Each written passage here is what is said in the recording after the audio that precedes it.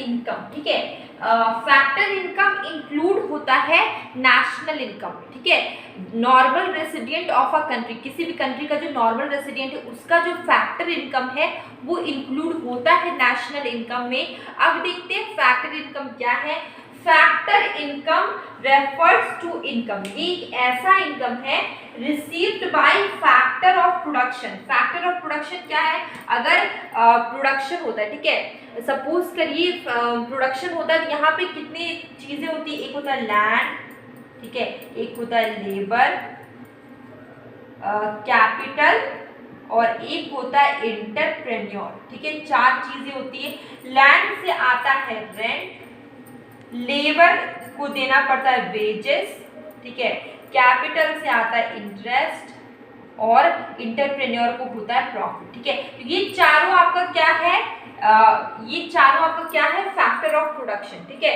तो factor income refers to income receive, income receive होगा factor of production से for rendering factor services, ठीक है, दी प्रोडक्शन प्रोसेस। तो प्रोडक्शन प्रोसेस में जो फैक्टर ऑफ प्रोडक्शन मैंने यहाँ पे बताया, लैंड, लेबर, कैपिटल, एंटरप्रेन्योर, इन सभी से जो हमारा जो पैसा आएगा, ठीक है, वो जो इनकम आएगा वो आपका फैक्टर इनकम है, ठीक है। तो factor income refers to income, income receive होगा फैक्टर ऑफ प्रोडक्शन से। मैंने यहाँ पे बताया फैक्टर प्रोडक्शन में ये चार चीजें आती है, ठीक है, for rendering factor service in the production process. देखिए, it is received for providing factor service of land, labour, capital and enterprise या एंटरप्रेन्योर, ठीक है। तो यहाँ पे देखिए, यहाँ पे इनकम रिसीव होता है factor, it is received for providing factor service, ठीक है।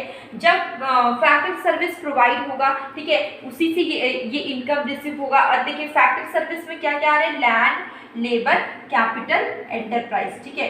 फॉर एग्जाम्पल में देखिए, लैंड से आता है रेंट, लेबर से वेजेस, कैपिटल से इंटरेस्ट और इंटरप्रेन्योर है उसको आता है प्रॉफिट। तो ये हमारा क्या फैक्टर इनकम। इसके अलावा एक और होता है ट्रांसफर इनकम, ठीक है, जो कि नेशनल इनकम में इंक्लूड नहीं होता है, ठीक है, वो वन साइडेड पेमेंट होता है।